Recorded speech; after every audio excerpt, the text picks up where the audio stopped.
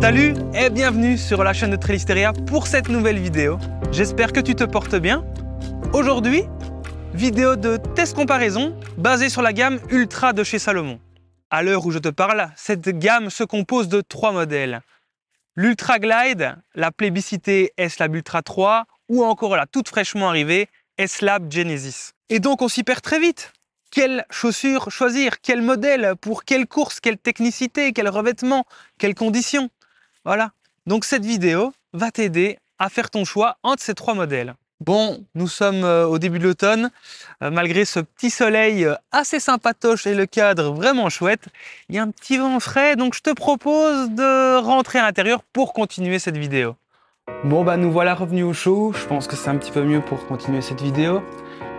On va essayer de se replonger dans le contexte. Chez Salomon, il y a 5 grandes gammes.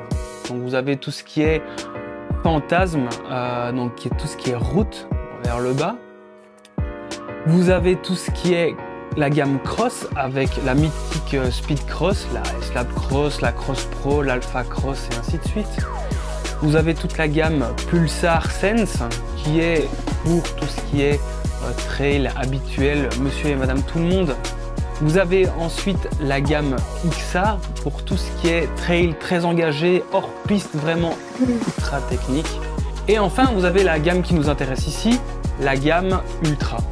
Et donc, je te le disais, cette gamme Ultra, elle se compose donc de 3 modèles.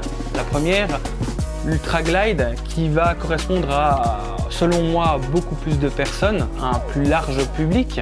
Vous avez ensuite la S-Lab Ultra 3, la chaussure qui a été faite en collaboration avec François Den, voilà, qui a déjà un peu plus de 2 ans maintenant. Et ensuite la S-Lab Genesis, cette chaussure qui depuis sa sortie en septembre dernier est plébiscitée par un nombre très important d'athlètes et aussi de blogueurs, de journalistes. Je te propose de passer par le côté un petit peu ennuyeux de cette vidéo, l'aspect technique où je vais déballer des chiffres et des données et ainsi de suite.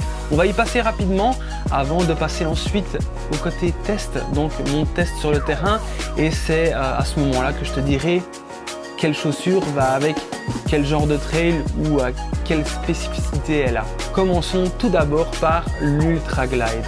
Et comme je le disais juste avant, je pense que cette chaussure est la chaussure qui va correspondre au plus de monde. Passons vite en revue donc ses spécificités. On est aux alentours de 260 grammes en pointure 42.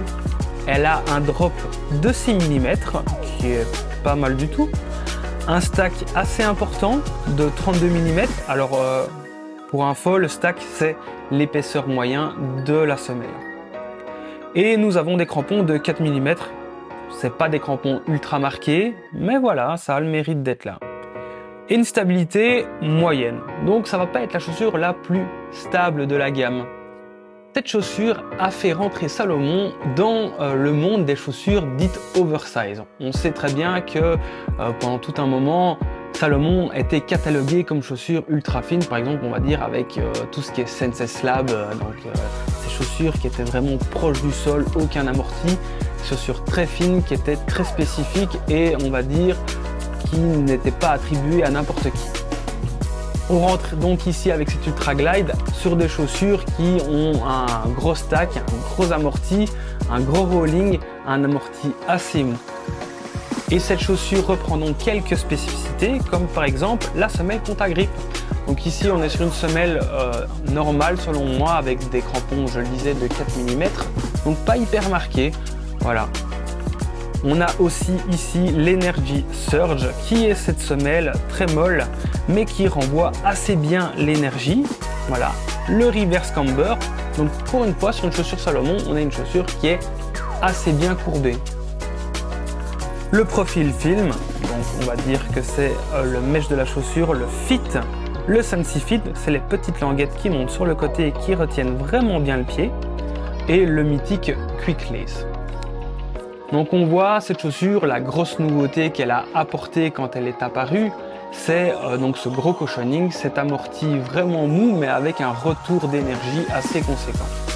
Passons ensuite sur cette S-Lab Ultra 3. Donc comme je le disais, cette chaussure a un petit temps déjà maintenant, mais elle est toujours au catalogue et Salomon vient de sortir une édition limitée Courtney Dauwalter. Vraiment sympa avec des petits sourires, des petits dessins et ainsi de suite dessus. Elle est supra canon. Donc cette chaussure, je le disais, elle a été faite en collaboration avec François Den. C'est la troisième du nom, donc juste avant il y a eu la S-Lab Ultra 1 avec une ailette ici et une ailette ici, de part et d'autre. Il y a eu la S-Lab Ultra 2 avec une seule ailette, c'était celle avec le mesh qui se trouvait assez facilement. Et ensuite cette S-Lab Ultra 3 qui selon moi a été dans les trois modèles le modèle le plus réussi, le plus abouti. Cette chaussure a un poids de 290 grammes en 42, un drop de 8 mm, ce qui correspond à un drop moyen pour une chaussure d'ultra généralement, un stack de 29 mm, alors là ça va être la chaussure qui va avoir le stack le plus petit, maintenant tout est relatif, hein, vous allez voir avec la Genesis derrière, des crampons toujours de 4 mm, comme la Ultra Glide, et une stabilité accrue. Ici la stabilité est vraiment très bonne, on est beaucoup plus proche du sol, une semelle plus ferme et donc une stabilité bien meilleure. Et donc cette chaussure, à l'époque, c'était la quintessence de ce qui se faisait. Donc elle regroupait une multitude d'innovations et de spécificités vraiment bien à elle. Il y avait bien entendu les semelles contact grip, donc je le disais avec des crampons de 4 mm, elle fait amplement le job. Maintenant une fois qu'on arrive sur des terrains un peu plus gras, ça devient limite. L'Energy Save, alors là cette chaussure donc elle a apporté cette technologie et qui est assez bluffante et qui permet de garder du dynamisme tout au long de l'ultra. Alors c'est vrai que ce mesh là est vraiment spécial, il est un peu plastifié comme ça et vous le voyez un petit peu plus bas dans la liste, il est déperlant. Il est assez résistant et franchement assez respirant également. Donc on a ces Energy Cell Plus, voilà. Le Profilm c'est la petite plaque qu'il y a intégrée dans la semelle intérieure qui permet de ne pas ressentir les cailloux quand vous posez vos pieds dessus. Et première sur une chaussure d'ultra, une petite guette intégrée. Venons-en ensuite à la S-Lab Genesis, la dernière née, celle qui est sortie en septembre dernier. Alors c'est assez simple. Pour la S-Lab Genesis, qu'est-ce qu'on a fait? On a pris ces deux chaussures là et on a fait, et voilà, une S-Lab Genesis. Bon, j'ai pris un gros raccourci, mais c'est un peu ça quoi. Cette chaussure est donc à 258 grammes en 42, alors c'est très léger pour une chaussure d'ultra et ça lui confère un dynamisme vraiment accru. Un drop de 8, donc comme je le disais pour la S-Lab Ultra 3, on est sur un drop moyen pour une chaussure d'ultra. Un stack de 30 mm, et donc vous voyez que même s'il y a une épaisseur de semelle vraiment énorme, en fait non, elle n'a jamais qu'un millimètre en plus que la S-Lab Ultra 3. Et là, nouveauté, semelle contre grip avec des crampons de 4,5 mm.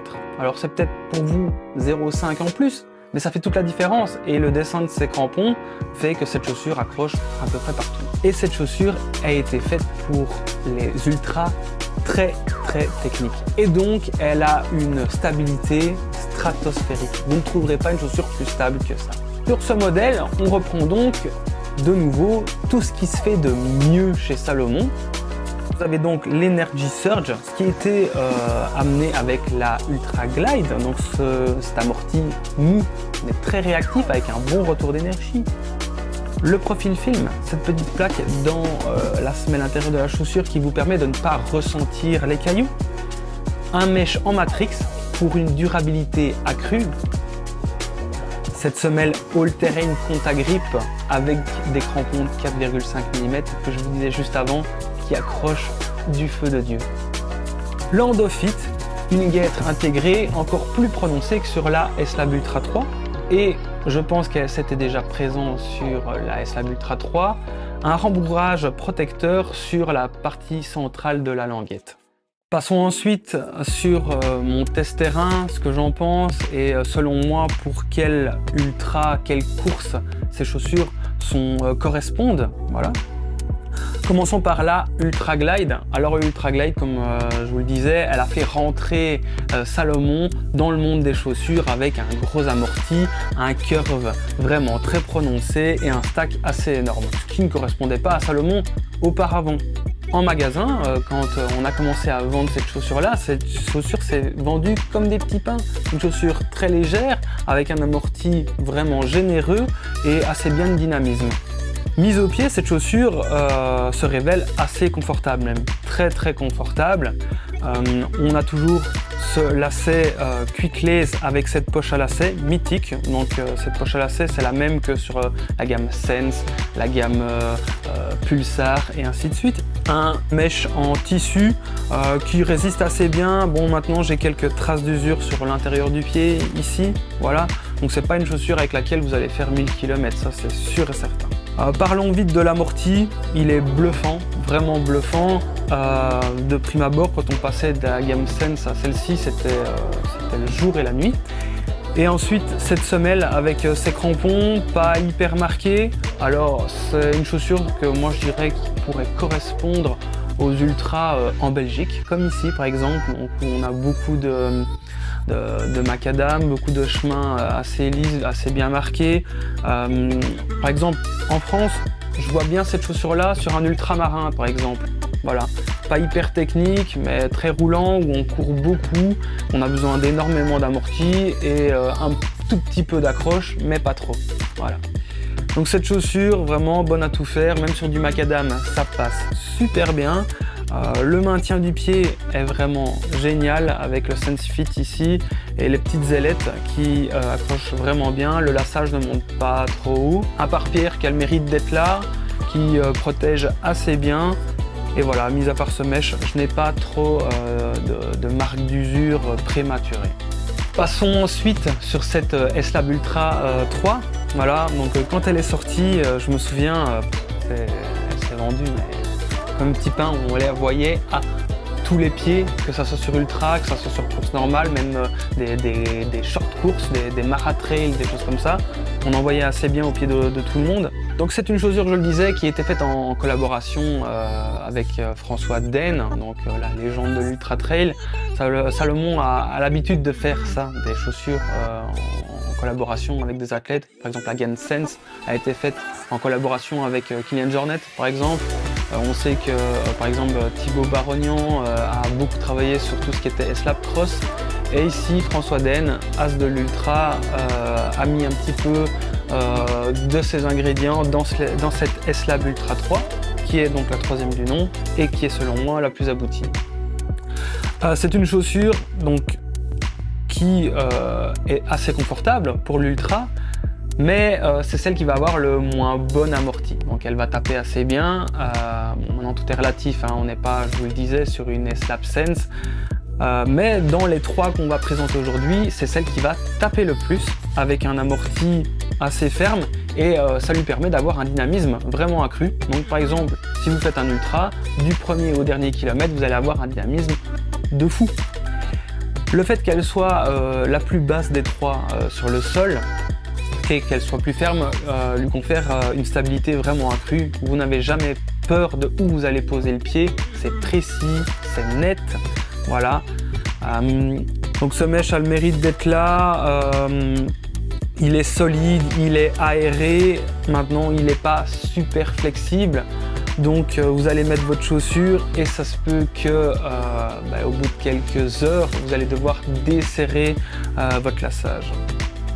Pour le pare-pierre, il est vraiment pas mal, pour une chaussure d'ultra, il a le mérite d'être là, il englobe bien les orteils.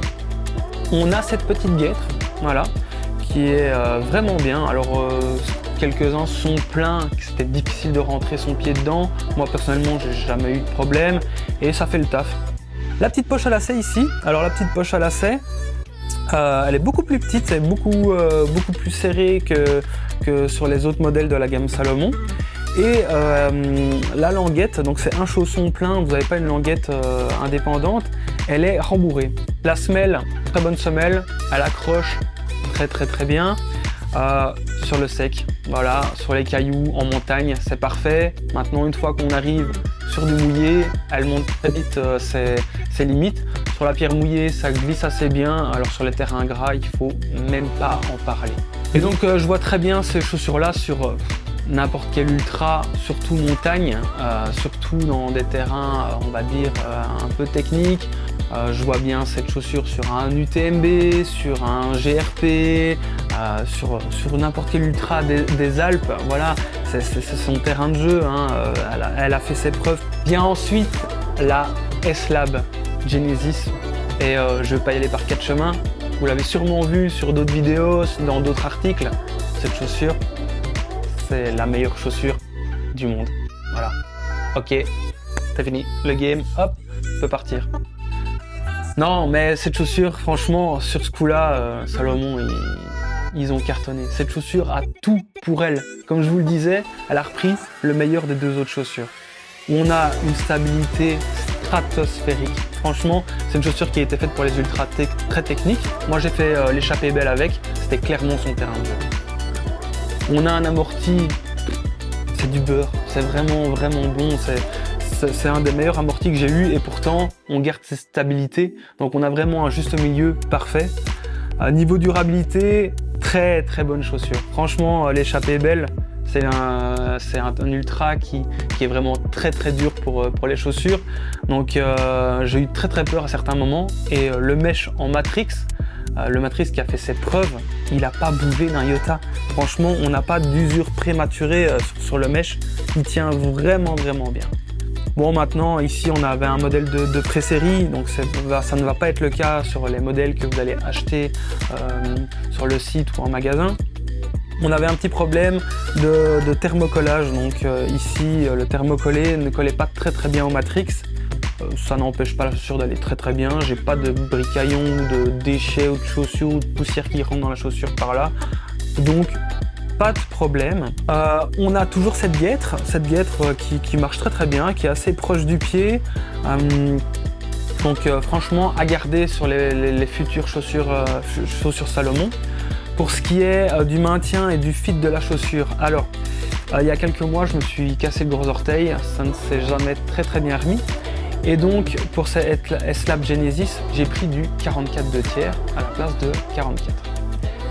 Avec cette petite peur que cette chaussure soit trop large, par exemple pour l'échappée belle et ainsi de suite, que mon pied joue dedans et ainsi de suite. Ben non, pas du tout. En fait, on a un très bon maintien, la chaussure tient vraiment bien, et ça malgré que j'ai un gros pouce devant mon gros orteil. Mon pied ne joue pas dedans, il ne glisse pas dedans, j'ai un très bon fit. C'est vraiment une très bonne chaussure. Niveau accroche, c'est à se demander si la gamme Cross a encore de l'avenir. Non, je rigole, mais ici l'accroche est vraiment géniale. Que ça soit sur des terrains secs, sur de la pierre sèche, mouillée, sur du sable, dans du très gras, elle tient partout.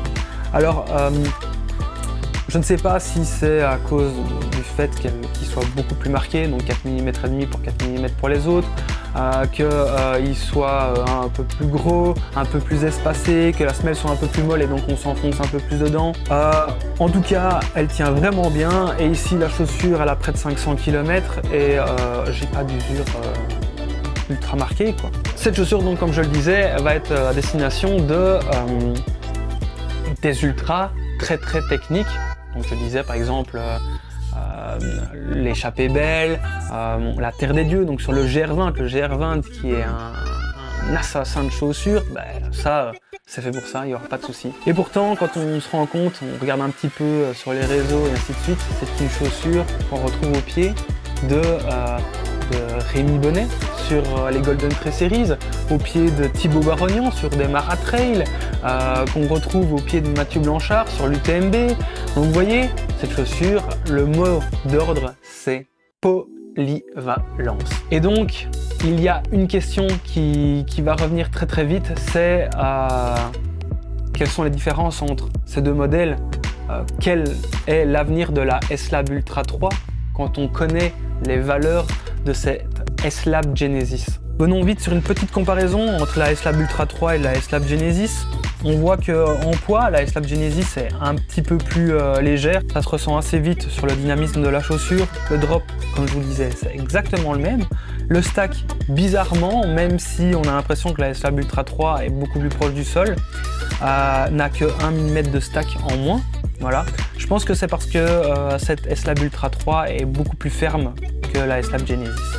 Niveau cramponnage, comme je vous le disais, la S-Lab Genesis beaucoup plus cramponnée, elle tient bien mieux. Et niveau stabilité, déjà que la S-Lab Ultra 3 avait une stabilité vraiment géniale, la S-Lab Genesis là-bas sur tous les points. Et donc il est clair et net que cette S-Lab Genesis va être la chaussure de cette fin de 2022 et même de 2023, qu'elle va rester, je l'espère, s'il vous plaît Salomon, assez longtemps au catalogue. Franchement, il n'y a quasi rien à changer à cette chaussure là. Même le lassage, j'ai l'impression qu'il est un peu plus haut sur la cheville, donc on a un meilleur maintien. C'est un vrai plaisir. Donc 190 € pour cette chaussure qui est hyper polyvalente, super durable. Donc c'est une chaussure qui va faire 1000 km, c'est assuré, c'est sûr et certain. C'est pas cher payé. Franchement, c'est pas cher payé.